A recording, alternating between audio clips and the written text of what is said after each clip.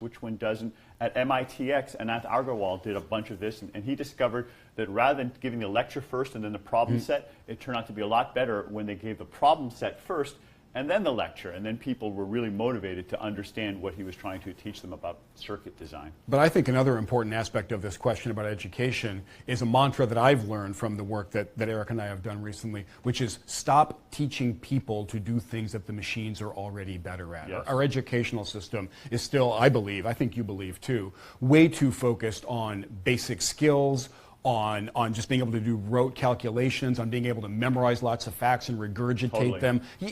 The machines are better at that stuff now than we are. They follow instructions, they memorize facts. Let the machines do that, and we should focus on two other big categories. Andy, I've written about this.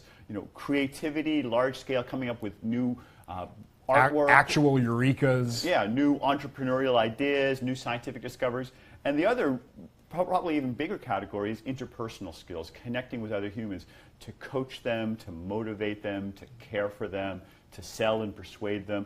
These are human capabilities that we still have a big advantage at. So I think medical education, for example, should change a lot in the not too distant future if we're in a world, and I think we are in a world, or we'll get there very quickly, where machine learning systems are the world's best diagnosticians of lots of disease. What does that imply for medical education? I think the implications are profound.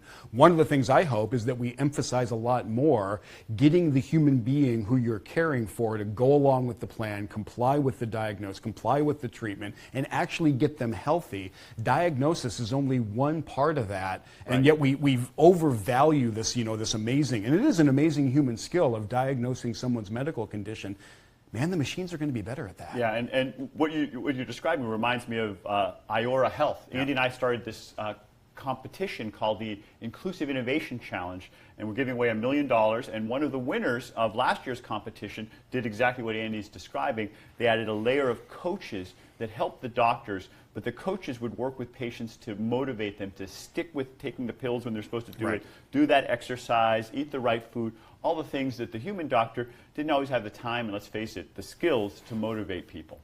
But any other questions we got here? We're getting a lot. A lot of questions. Yes. Okay, let's try and go through real pick one of your favorites. All right, so this one's from Chris. We'll do a lightning round. We'll try to answer quickly. All right, sounds good. All right, so this one's from Chris, and he's asking, how do you see AI not just assisting large corporations, but small businesses as well? This is an awesome question. Really important. Because we get this one. Okay, we'll try to answer quickly. This is a really important question. One of the things that Eric and I hear when we go around and talk to people and organizations is this notion that AI is going to lead to these winner-take-all industries, and that the big companies who have all the technology, have the geeks, and have the data are going to basically dominate everything in an AI world. The two of us don't believe that at all. It might be true if you're trying to build the world's best speech recognizer or the world's best natural language processor. Maybe you do need to have the most data and the biggest army of geeks to do that. But if you want to go do machine learning for agriculture, for example, or machine learning for faulty part detection or something, Google, Amazon, Facebook, and Apple, they're not interested in that market now. What they would much rather do is give you via the cloud the capability to do that yourself and get good at it. And Eric and I think a lot of new big companies are going to be built up, not because they've got armies of geeks and lots of data, but because they know what problem to go after. Some of those are small companies today. They'll become big companies. Yeah, here's a diagram we like to use. I love drawing power laws or Pareto curves. That's what this is right here. And let me walk you through it. So if you look at the use cases, there's a few of them, the number 1 or 2 use cases that have lots and lots of value, and that might be coming up with a new vision system or speech recognition system. Yeah, Google, Baidu, Microsoft, they are leaders in that. But Andy was I would not challenge them at that field. If Eric and I were going to start a company, that would not be the company that we'd start. Although it's impressive that Amazon was able to do that pretty well. So, never say never, right? But they're a pretty big company. So, but there's this long tail out here of other ones that, they may not be billion or $10 billion opportunities, but it's, sorting through the cucumbers or hiring people for your specific company or understanding, the landscape lighting market. And there are lots of people who could develop applications out here using off-the-shelf technologies, medium-sized companies, small companies. You could do it just for one person in a month or two. So that's where a lot of that value is going to be for small and medium-sized businesses. Yep. More questions. All right, so we have, let me see, Chad asking, how do you feel AI will impact the customer journey? How do you feel that AI will impact the customer journey? I think in a couple of ways. One of them goes to the example that Eric gave a second ago about Udacity. It's going to let people who are assisting the customer along the journey, it's going to let them do a better job because they'll have these digital artificial intelligence coaches in the background helping them get better at sales or customer service or troubleshooting or something like that. One of the other huge things that's going on is that people are just going to be interacting with pure pieces of technology more and more. We talk about it in the book. It's a phenomenon that we call virtualization, that in lots of business processes these days, the only human being involved is the customer. That's probably going to accelerate as we get more and more powerful AI to take more and more steps over from people right now. And I would just add one other thing, which is I think we're entering an era of mass personalization as well, and the machines can help a lot with that, giving custom solutions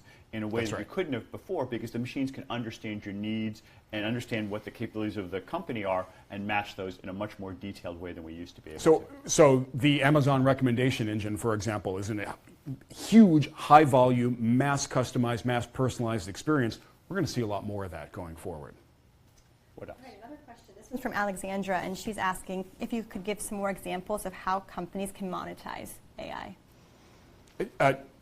Pick a problem that's vexing you or an opportunity that's out there. If is it data rich? Is it amenable? Is it perceptual? Is it cognition? Is it pattern recognition? Is it communication? If your problems fall into those domains, and those are really, really broad domains, then you have a machine learning toolkit today, in many cases available via the cloud. You have an army of geeks out there that are available via resources like Kaggle and Topcoder and these other crowdsourced machine learning capability sites out there. The tools are there. Pick a problem and go to work on it. The journey starts when you pick a problem and you start to learn how to actually use this new tool. And the thing to look for that's been especially powerful the past few years is mapping from A to B, mapping from an image into a label, or mapping from some voice recognition into what the words are, or mapping from a credit record into a yes-no decision. These kinds of mapping from A to B, there are lots and lots of opportunities in them. Some of them are these big billion-dollar ones. There are lots of smaller ones. In the article in the book, we describe this in a little bit more detail, but this is the kind of thing to look for, this kind of mapping from one to the other. That's where the big successes have been over the past 5 years. And already today, you don't need to buy a supercomputer and try to build your own machine learning software. That stuff is available, very, very good quality, available via the cloud. It's great to have machine learning talent in-house. You don't need to have all the machine learning talent in-house. There are all these resources where you can find extremely talented machine learning specialists out there for hire over the web. Yeah, so it gets to this other point we wanted to get to about how to get started. And so there are tools like TensorFlow that you can use off the shelf. There are courses like Fast AI taught by our friend Jeremy Howard, or the Udacity courses.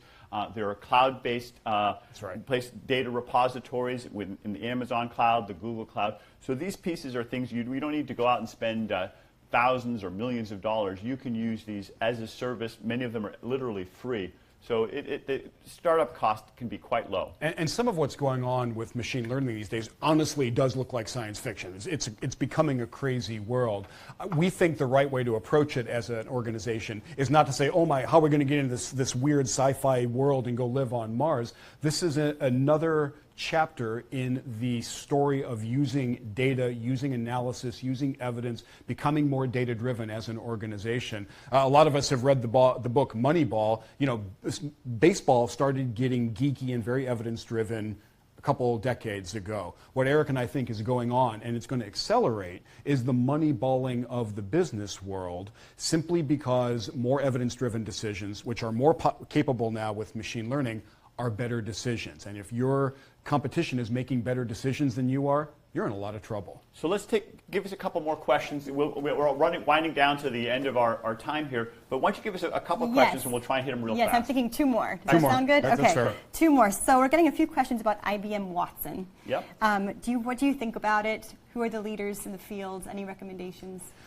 The small handful of companies that you hear about when you think about machine learning capability and the ability to go rent it or buy it for yourself, the names that kept coming up, and we include some of them in the article, are Amazon will sell this to you, Google will sell or rent this to you, Microsoft will sell or rent this to you, IBM will. Will Baidu yet?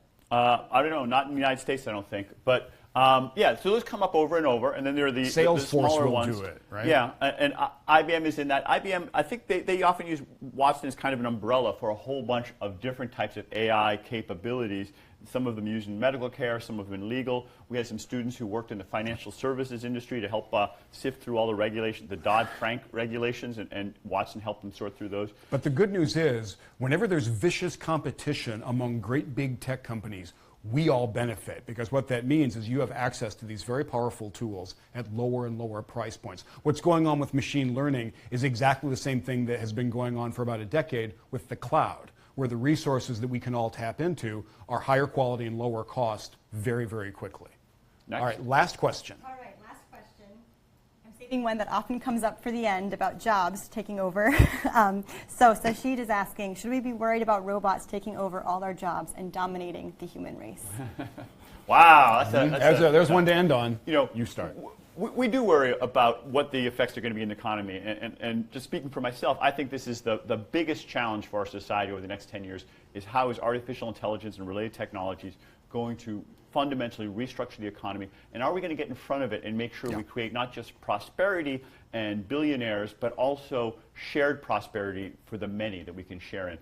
I don't think, the way the question was phrased, take all the jobs, certainly not. In fact, there are more jobs being created every year. Right. But there is a real challenge in terms of income inequality. Right.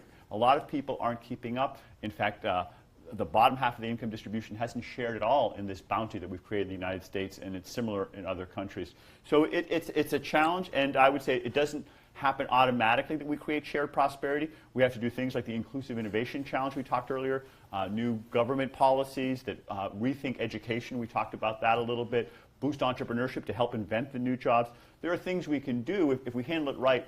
It can and should be the best thing that ever happened to all of us, but I don't think it's going to be automatic. That's exactly right. And Eric said something fundamental. We are still creating jobs month by month in America and lots of other countries. There's no evidence that we're heading into this period of massive technological unemployment caused by AI or anything else. The challenge is that the sweet spot of job creation has moved down a little bit. And whereas it used to create lots of great solid middle class jobs, now it's creating lots of more lower middle class jobs, lower paid, more precarious, fewer benefits. This is the challenge. It's an addressable challenge, but that's the challenge to focus on. So we try to be clear about that. And then personally, I am really, really tired of the, oh my heavens, haven't we just created Skynet? Have we summoning the demon? Is the Terminator going to come and get us? I want to be clear, and I won't speak for Eric on this.